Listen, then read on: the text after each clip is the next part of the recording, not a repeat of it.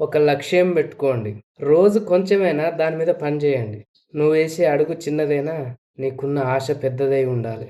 నీకు విలువ లేదని బాధపడకు. నువ్వు ముందు డబ్బు సంపాదించు.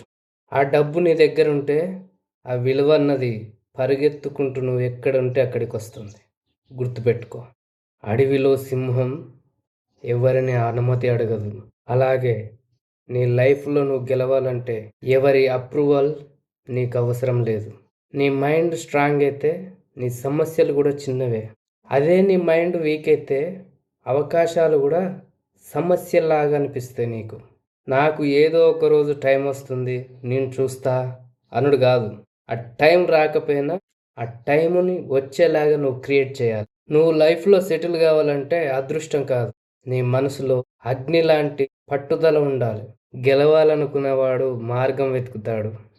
ఓడిపోవాలనుకున్నవాడు కారణం వెతుకుతాడు.